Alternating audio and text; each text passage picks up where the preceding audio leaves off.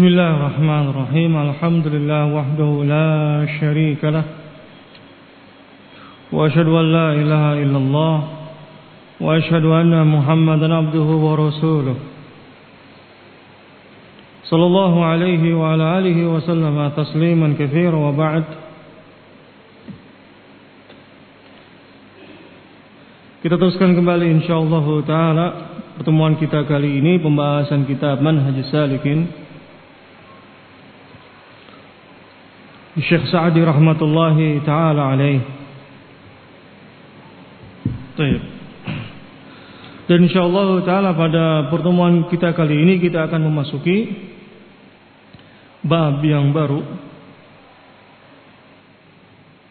Baik, di sini rahmatullahi ta'ala alaih akan menyebutkan tentang dari kewajiban seseorang yang diharuskan dia mandi. Nah, dan juga di akhir akan disebutkan tentang sifat. Akan disebutkan tentang sifat dari mandi janabah. Qala rahimahullahu taala bab ma yujibul ghusl, bab tentang yang mewajibkan mandi. Wa yajibul ghusl minal janabah wa hiya inzalul mani biwat'in aw ghairihi. Berkata rahimahullahu taala bahwa yang mewajibkan mandi yaitu yang pertama al-janabah, ketika seseorang dalam keadaan junub. Wahia inzalul mani biwat'in aw ghairihi. Janabah di sini yaitu keluarnya air mani biwat'in, dengan bersetubuh, aw ghairihi ataupun yang lainnya. Apa itu yang lainnya? Seperti al-ihtilam, mimpi basah, atau al-mubasyarah dengan istrinya, kemudian keluar air mani, maka wajib untuk mandi janabah. Hal ini sebagaimana firman Allah Subhanahu wa taala, wa in kuntum junuban fatahharu. Apabila kalian dalam keadaan junub, fatahharu, maka bersucilah. Nah, ini ayat yang menunjukkan bahwa ketika seseorang dalam keadaan junub, maka wajib baginya untuk mandi janabah. Wa in kuntum junuban fatahharu. Nah, baik, yang pertama di sini yaitu al-janabah, yaitu inzal mani biwat'in, keluarnya air mani dengan bersetubuh atau dengan ihtilam atau dengan mubasyarah. Dan kewajiban mandi sini ketika seseorang keluar air mani baik dalam keadaan tidur, yaitu mimpi basah, atau dalam keadaan tidak tidur, jadi dalam keadaan bersetubuh dengan istrinya atau mubasyarah. Nah, baik, keluar air mani di sini yaitu yang dimana keluar. Baik, kita akan sebutkan sifat air mani disebutkan oleh Imam Nawawi rahmatullahi taala alaih bahwa air mani laki-laki dalam keadaan sehat berwarna putih. Baik, kemudian ketika dalam keadaan basah, maka bau dari air mani tadi disebutkan seperti bau adonan roti atau tepung ketika dalam keadaan basah. Ketika dalam keadaan kering, baunya seperti bau telur. Ini sifat air mani. Nah, Dan sifat air mani perempuan dari warnanya yaitu asfar raqiq. Warnanya asfar, kuning-kuningan, raqiq, encer. Nah, kalau laki-laki itu kental, kalau perempuan encer. Nah, Toyib. Sifat air mani, agar kita bisa membedakan antara air mani dengan air madi. Air mani itu ketika keluar, yatadaffaq, memancar dengan syahwat. Sebagaimana firman Allah Subhanahu wa taala dalam surat Tariq, Allah Subhanahu wa taala berfirman, yakhruju mimma indafiq, yang dimana manusia itu diciptakan min ma'in dafiq.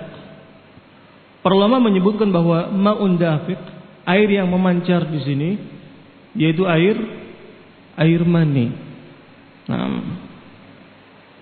sehingga air mani di sini yaitu memancar atau menyembur. Nah, ketika keluar. Thayyib. Kemudian yakhruju bi syahwat, keluar dengan syahwat. Dan disebutkan oleh para ulama, disebutkan Imam Nawawi rahmatullahi taala alaih, ketika keluar maka dia akan merasakan lemas. Nah, Thayyib. Wa yajibu al-ghusl min al-janabah wa hiya inzal mani biwat'in aw ghairihi. Keluar air mani dengan biwat'in, dengan bersetubuh, dan juga yang lainnya. Seperti tadi kita sebutkan, al-ihtilam atau mubasyarah. Nah, hal ini sama kaum lelaki ataupun kaum wanita, bahwa para wanita juga sama mengalami sebagaimana yang dialami oleh kaum lelaki, yaitu ihtilam, mimpi basah. Hal ini sebagaimana di dalam hadis Nabi sallallahu alaihi wasallam ketika datang Ummu Sulaim kepada Nabi sallallahu alaihi wasallam, "Ya Rasulullah, innallaha la yastahi minal haqq." Sesungguhnya Allah Subhanahu wa taala tidak malu terhadap suatu kebenaran. Hal 'alal mar'ati min ghuslin idza ihtalamat, apakah seorang perempuan itu dia mandi janabah apabila dia mengalami mimpi basah? Kemudian Nabi sallallahu alaihi wasallam mengatakan, "Na'am, idza ra'atil ma." Ya, apabila melihat air mani. Nah, apabila melihat air mani, maka wajib baginya untuk mandi janabah. Nah,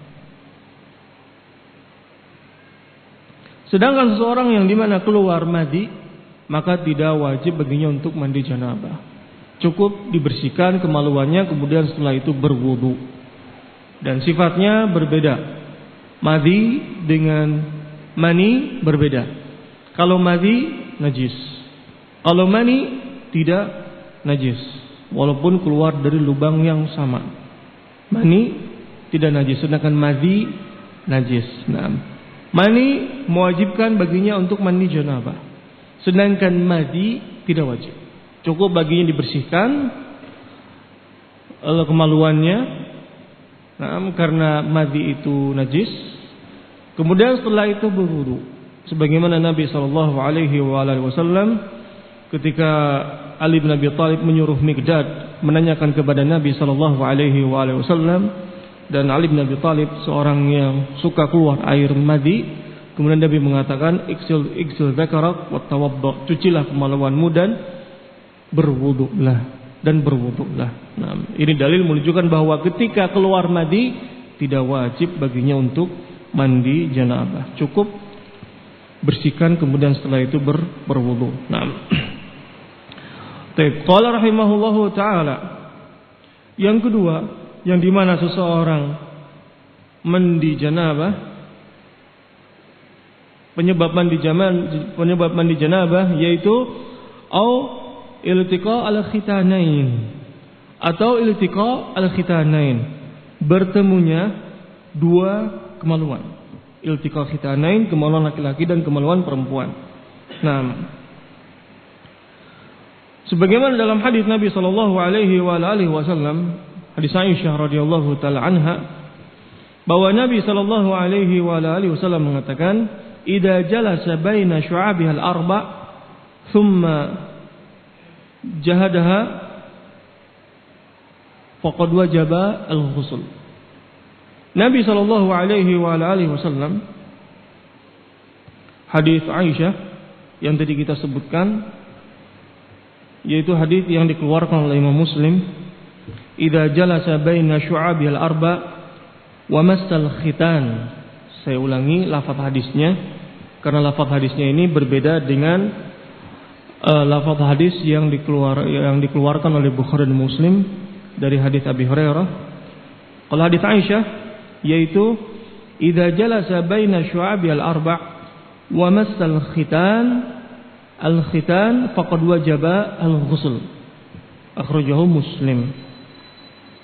Idza jalasa baina syu'abi al-arba', apabila seseorang itu duduk di antara dua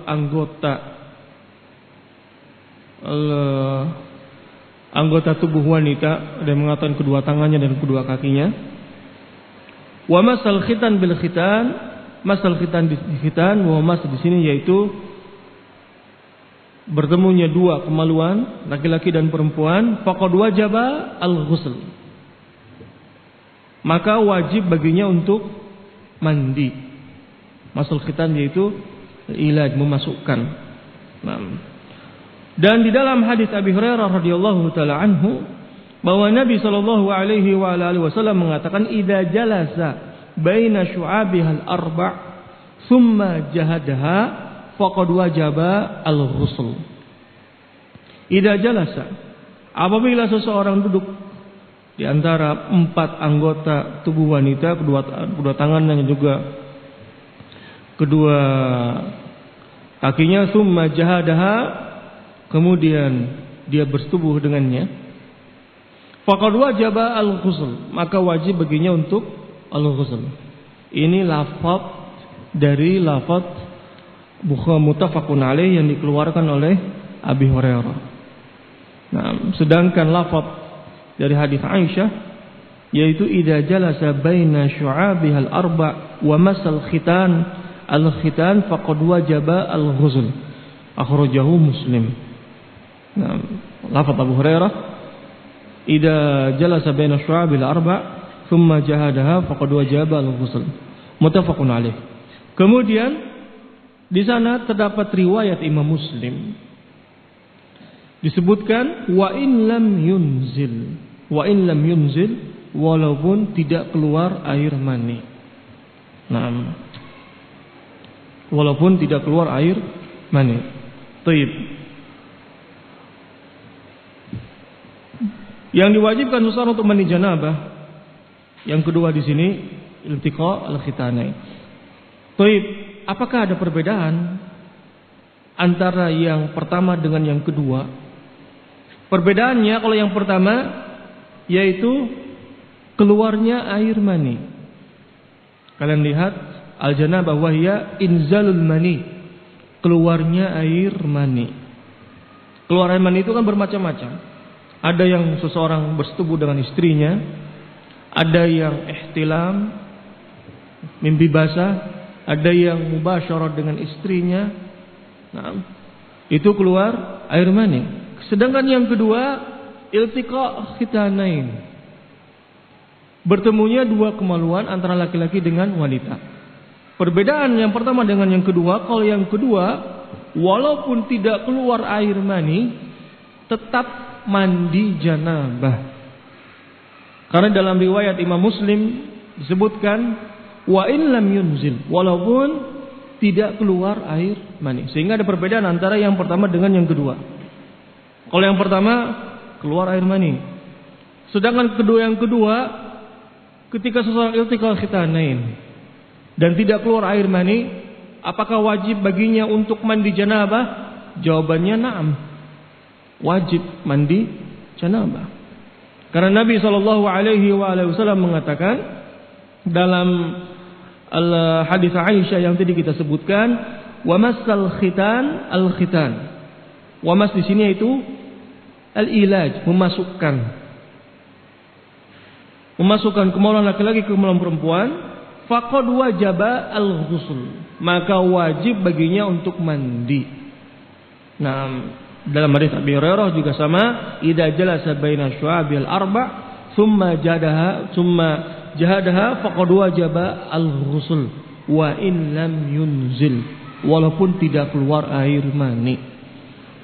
Sehingga ketika sudah iltiqa khitanain, tidak keluar air mani baik laki-laki ataupun baik perempuan, tetap wajib baginya untuk mandi. Kenapa? Karena sudah bertemu dua kemaluan, maka wajib baginya untuk mandi, walaupun belum keluar. Nah, dan masuknya di sini yaitu idkhalul hasyafah fi farjil mar'ah. Hasyafah di sini seseorang ketika disunat itu bagian hasyafahnya, bagian atas dari kemaluan laki-laki, itu namanya hasyafah. Nah, itu namanya hasyafah. Sehingga ketika masuknya hasyafah di sini, maka wajib baginya untuk mandi. Nah, wajib baginya untuk mandi. Dalil yang pertama, permasalahan tentang janabah inzalul mani, baik dengan ihtilam dan sebagainya. Hadis Nabi sallallahu alaihi wasallam yang dimana Nabi mengatakan al-ma'u minal ma'.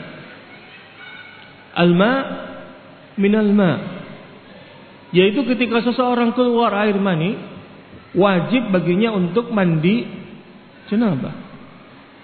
Dengan keluarnya air mani, wajib baginya untuk mandi janabah. Ada para ulama mengatakan bahwa hadis ini mansukh dengan hadis Abi Hurairah, yaitu idza jalasa baina syu'abihal arba' faqad wajaba al-ghusl wa in lam yunzil. Nah, walaupun tidak keluar air mani. Nah, ada yang mengatakan hadis al-ma'u minal ma' itu mansukh, nah, dengan hadis Abi Hurairah. Akan tetapi hukum dari hadis al-ma'u minal ma' masih ada, yaitu yang berkaitan tentang seseorang yang ihtilam. Ihtilam keluar air mani tidak? Ya kalau memang keluar air mani, wajib baginya untuk mandi janabah. Karena Nabi mengatakan idza ra'atil ma', apabila melihat air mani.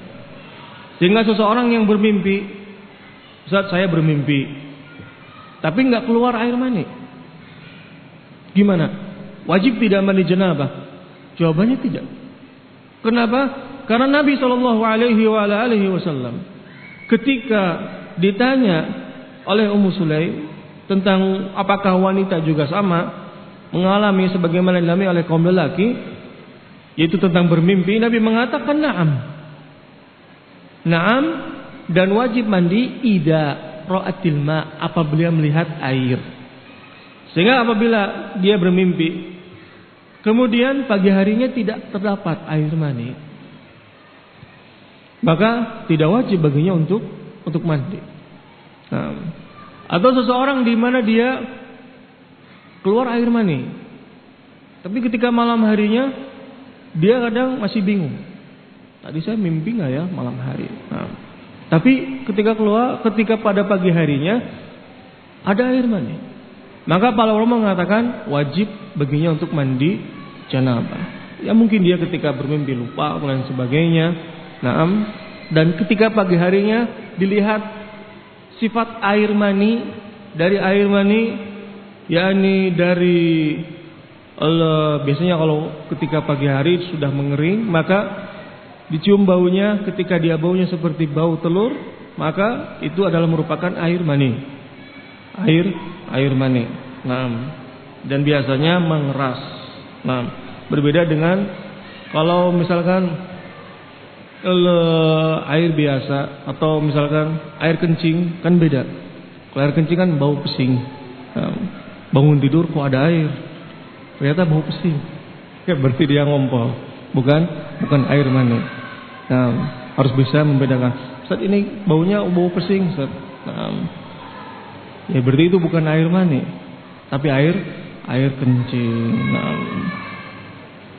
baik, kita cukupkan pertemuan kita sampai di sini. Insyaallah taala kita teruskan kembali pada pertemuan berikutnya. Wassallallahu ala nabiyyina Muhammad wa ala alihi wa ashabihi wa sallama tasliman katsira. Subhanakallahumma bihamdik asyhadu an la ilaha illa anta astaghfiruka wa atubu ilaik. Assalamualaikum warahmatullahi wabarakatuh.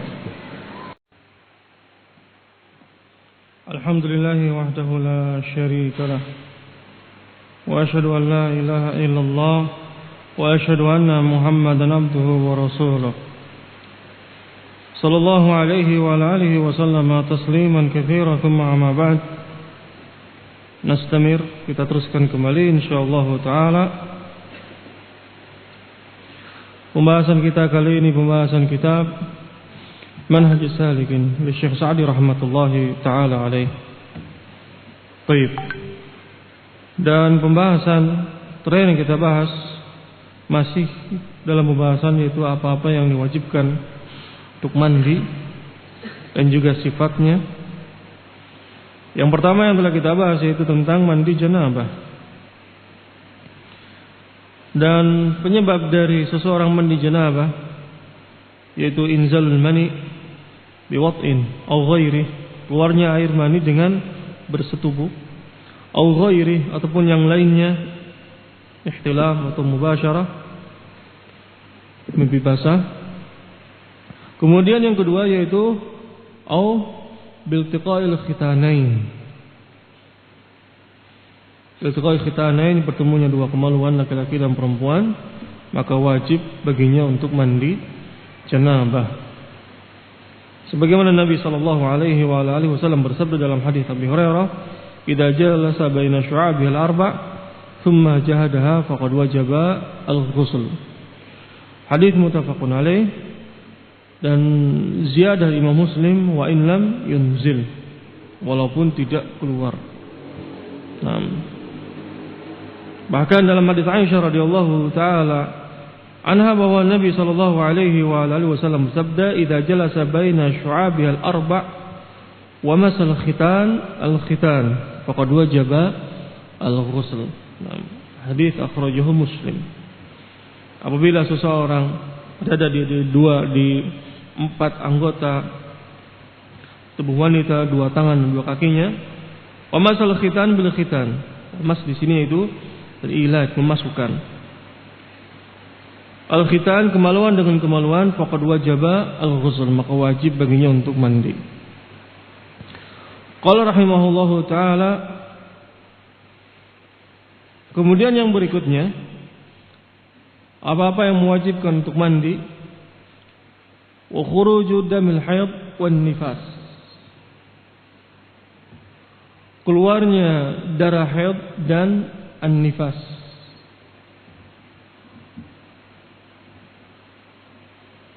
yakni wanita yang mengalami masa haid dan nifas, maka wajib baginya untuk mandi apabila telah suci. Apabila telah suci. Sebagaimana firman Allah Subhanahu wa taala, "Wala taqrabuhunna hatta yathurna. Fa idza tataharna fa'tuhunna min haitsu amarakumullah." Allah Subhanahu wa taala berfirman, "Wala taqrabuhunna hatta yathurna." Dan janganlah kalian ini mendekati mereka, yaitu jangan berhubungan dengan mereka, hubungan badan, hatta yathurna, sampai mereka itu suci. Ini sampai mereka itu mandi. Nah, karena makna dari firman Allah Subhanahu wa taala, wala taqrabuhunna hatta yathurna, mana ya fa in tatahharna, makna tatahharna di sini yaitu mereka mandi. Ightasalna. Kemudian di sana terdapat di dalam hadis Nabi sallallahu alaihi wasallam yang dimana Aisyah radhiyallahu taala anha beliau menceritakan tentang kisahnya Habibah binti Jahsh yang dimana mengadu kepada Nabi sallallahu alaihi wasallam tentang darah haid.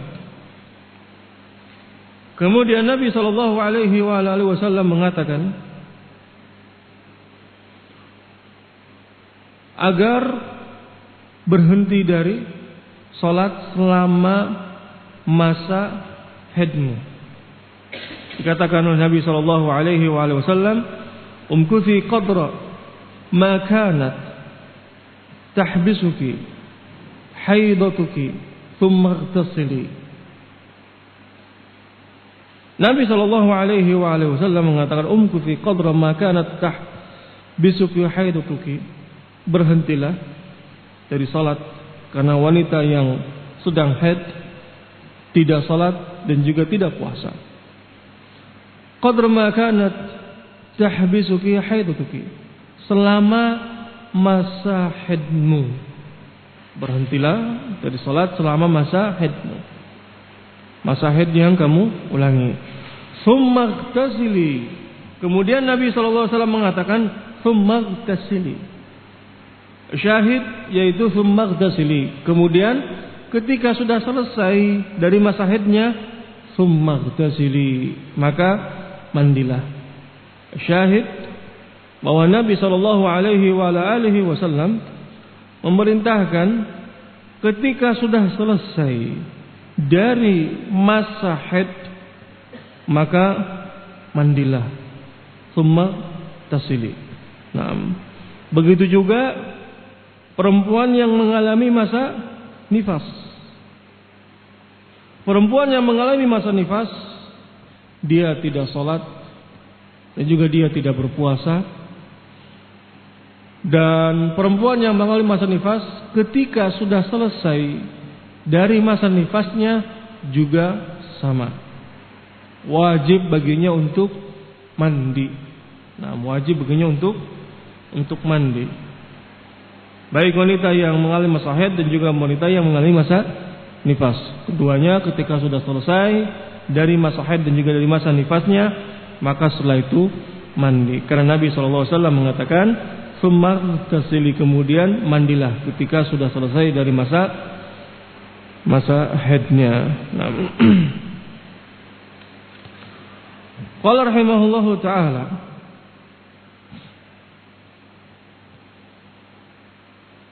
wa mauti ghairi syahid. Nah, dan kematian selain dari seseorang yang syahid, meninggal di peperangan. Nah, yang keempat, yang dimana diwajibkan mandi, yaitu maut, yang memandikannya orang yang di sekitarnya. Dan hukum memandikan mayit sebagaimana nanti kita akan sebutkan pada pembahasannya, itu fardu kifayah. Idza qama ba'dhum saqata 'alal akharin. Baik. Nabi sallallahu alaihi wasallam ketika ada seseorang yang wukuf di Arafah kemudian jatuh dari kendaraannya, hadis Ibnu Abbas radhiyallahu taala anhuma, kemudian lehernya patah. Kemudian Nabi sallallahu alaihi wasallam mengatakan, "Ighsiluhu bima'in wa sidrin." Mandikanlah dia bima'in wa sidrin, dengan air dan juga dengan daun bidara. Nah, kemudian Nabi sallallahu alaihi wasallam dalam hadis Ummu Atiyah radhiyallahu taala anha, Nabi sallallahu alaihi wasallam mengatakan ketika Ummu Atiyah memandikan putrinya Nabi sallallahu alaihi wasallam, Nabi mengatakan igsilnaha thalathan aw khamsan aw aktsar min dzalik bima'in wa sidrin. Mandikanlah 3 kali atau 5 kali atau lebih dari itu dengan air dan juga dengan daun bidara. Nah, ini dalil yang menunjukkan bahwa seseorang yang meninggal maka dimandikan oleh orang yang sekitarnya. Laki-laki dimandikan dengan laki-laki, perempuan dimandikan oleh perempuan. Tidak boleh laki-laki memandikan perempuan dan juga perempuan memandikan laki-laki, kecuali suami istri. Suami istri boleh. Kalau anak kecil yang masih berumur misalkan 3 tahun, 4 tahun, laki-laki atau perempuan, anak kecil tadi yang meninggal, maka yang memandikan boleh orang dewasa yang laki-laki ataupun yang perempuan boleh, karena yang dimandikan adalah masih anak-anak yang masih kecil, 3 tahun, 4 tahun.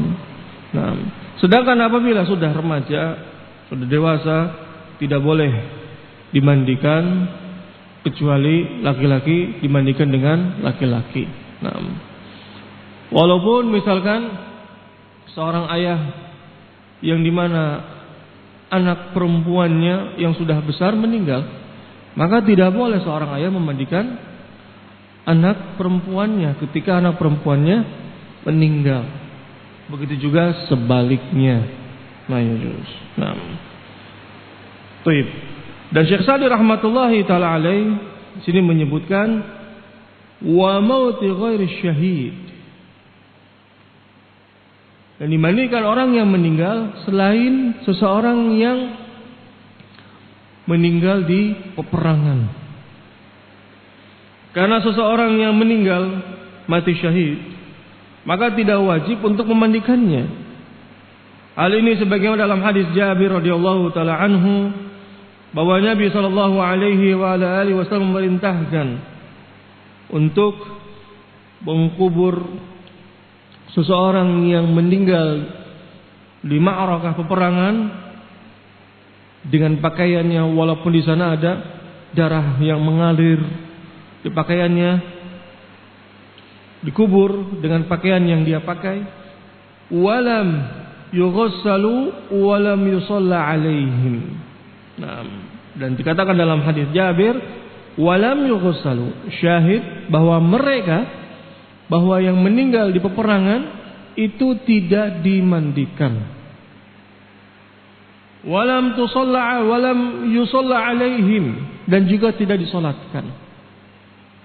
Bukan mereka dibiarkan begitu saja, akan tetapi ini adalah merupakan keutamaan bagi mereka, yang dimana Nabi sallallahu alaihi wasallam mengatakan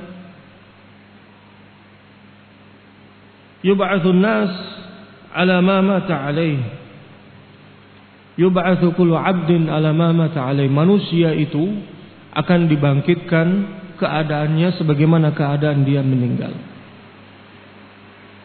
Seseorang yang meninggal dalam keadaan berperang, meninggal dalam keadaan husnul khatimah, sehingga mereka tidak dimandikan, tidak disolatkan, karena keutamaan yang mereka dapatkan, dan akan dibangkitkan oleh Allah Subhanahu wa taala keadaannya sebagaimana keadaan mereka meninggal. Yub'atsu kullu 'abdin ala ma mata alaih. Naam. Sehingga mereka tidak perlu untuk dimandikan. Naam. Selain dari mereka yang meninggal selain dari peperangan, maka dimandikan. Nah, dimandikan oleh orang yang di sekitarnya, oleh saudaranya. Nah, sebagaimana perintah Nabi sallallahu alaihi wasallam, "Ighsilu bima'in wa sidrin." Dan insyaallah taala pembahasan tentang memandikan mayit nanti kita akan bahas pada pembahasannya secara terperinci, bahwa yang wajib adalah 1 kali. Sebagaimana Nabi SAW di dalam hadis Ibnu Abbas yang tadi kita sebutkan, seseorang yang jatuh di atas kendaraan, lehernya patah, kemudian Nabi mengatakan irsiluhu, mandikanlah dia. Berarti yang wajib 1 kali. Lebih dari 1 kali boleh, jaiz. Tapi dengan bilangan witir. Sebagaimana Nabi SAW dalam hadis Ummi Atiyah, ketika Ummu Atiyah memandikan anaknya Nabi SAW, anak perempuannya, kemudian Nabi mengatakan igsilnaha salasan au khamsan, mandikanlah dia 3 kali, au khamsan, atau 5 kali, au aktsar min dalik, lebih dari itu. Ini 7 kali, boleh. Yang wajib 1. Ini bilangan witir.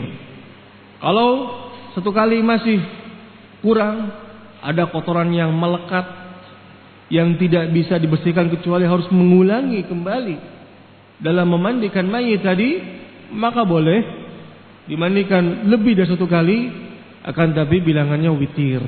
Nah, Nabi di sini mengatakan igsilnaha salasan, 3 kali. Kemudian Nabi tidak mengatakan au arba'an, tapi Nabi langsung mengatakan au khamsan, atau 5 kali, au aktsar min dalik, atau 7 kali. Nah, ini dalil menunjukkan bahwa memandikan mayit yang wajib adalah 1 kali, lebih dari 1 kali boleh apabila itu diperlukan. Nah, akan tapi bilangannya witir, 3, 5, atau 7. Wallahu taala alam. Baik. Kita cukupkan pertemuan kita sampai di sini. Insyaallah taala kita teruskan kembali pembahasan kita pada pertemuan berikutnya. Wassallallahu ala nabiyyina Muhammad wa ala alihi wa ashabihi wa sallama tasliman katsira. Subhanakallahumma bihamdik, asyhadu an la ilaha illa anta, astaghfiruka wa atubu ilaik. Assalamualaikum warahmatullahi wabarakatuh. Bismillahirrahmanirrahim. Alhamdulillahi wahdahu la syarika lah,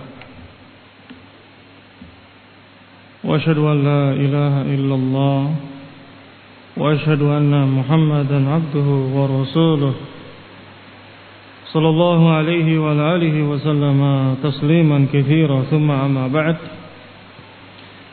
Teruskan kembali insyaallah taala pertemuan kita kali ini, pembahasan kitab Manhajus Salikin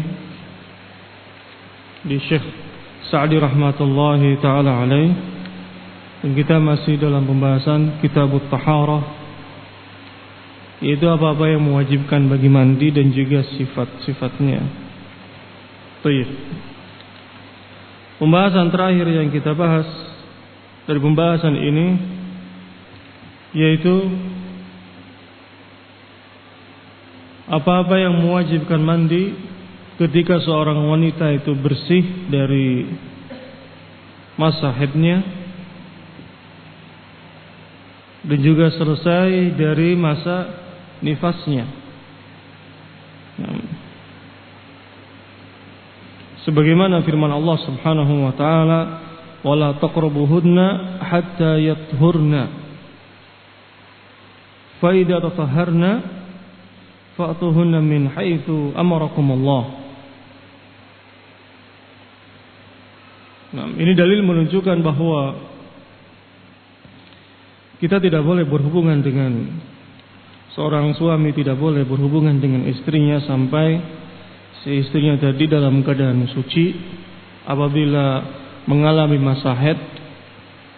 Nah, fa idza tatahharna, ini apabila sudah suci, fa'tuhunna min haitsu amarakumullah, maka datangilah mereka dari apa-apa yang diperintahkan oleh Allah Subhanahu wa taala kepada kalian.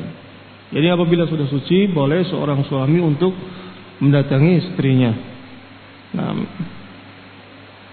begitu juga nifas, sama. Taib. Wal maut ghairu syahid. Seseorang yang meninggal juga dimandikan. Hal ini sebagaimana hadis Ibnu Abbas radhiyallahu taala anhuma ketika seorang lelaki yang terjatuh dari kendaraannya sampai patah lehernya, kemudian Nabi sallallahu alaihi wasallam mengatakan ighsiluhu bima'in wa sidrin, mandikanlah dia dengan air dan juga dengan daun bidara. Qala rahimahullahu taala wal islamul kafir, suatu yang mewajibkan mandi yaitu seseorang yang dimana masuk Islam.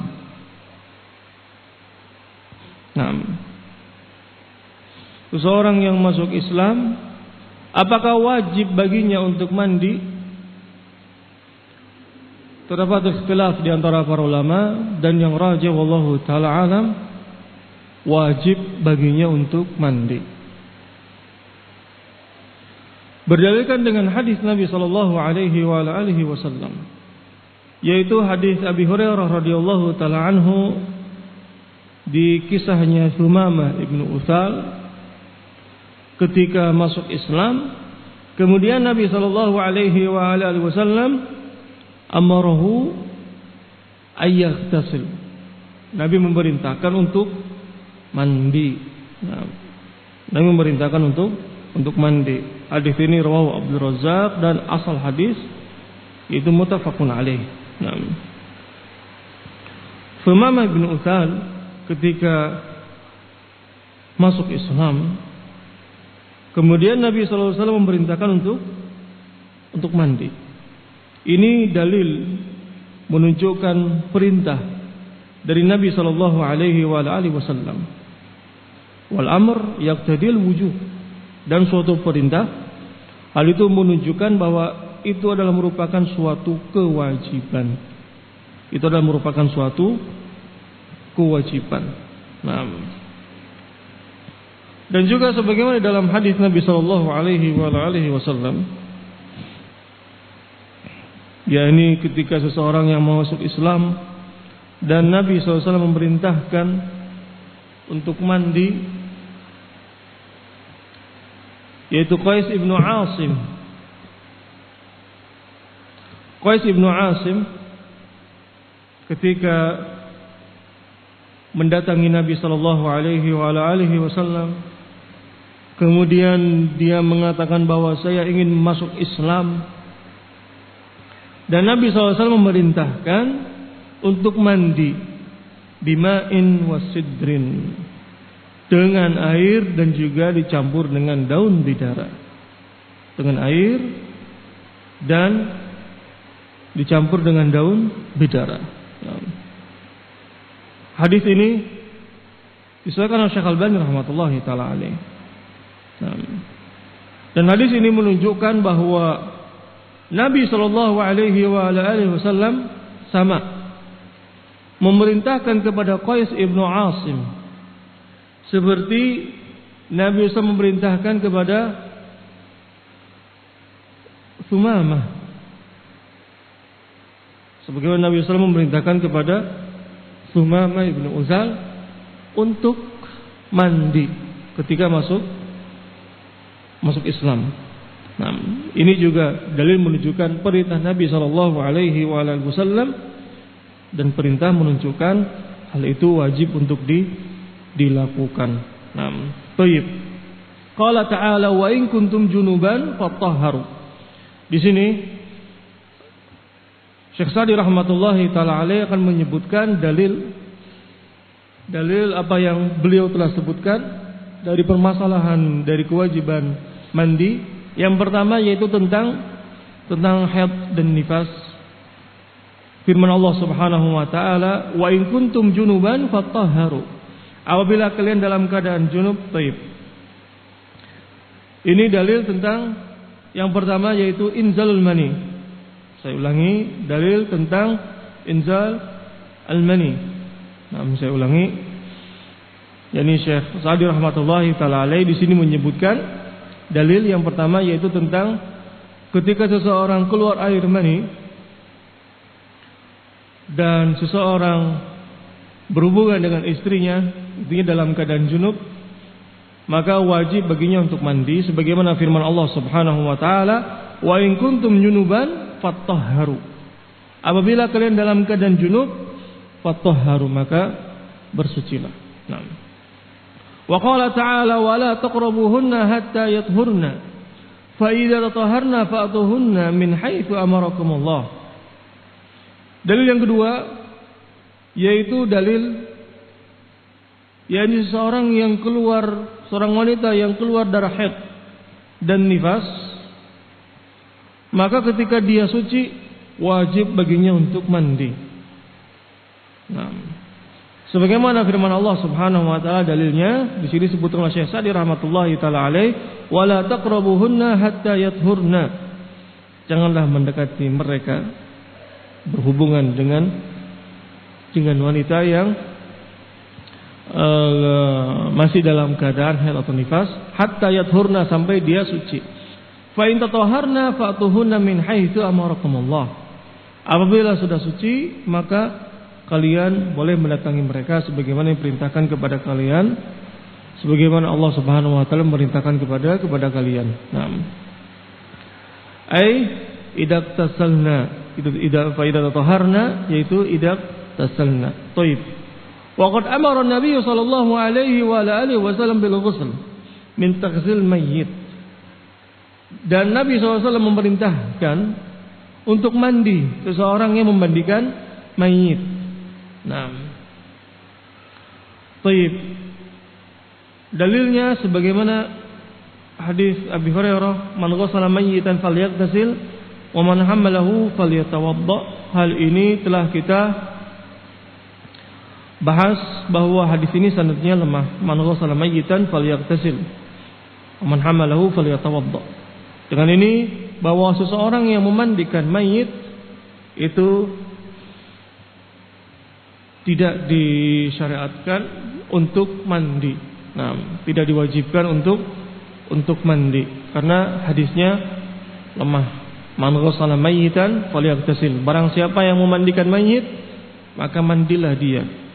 "Wa man hamalahu falyatawadda." Barang siapa yang memikul mayit, maka berwudulah. Nah, dan ini telah kita bahas juga di pembahasan tentang nawaqid al-wudu, pembatal wudu.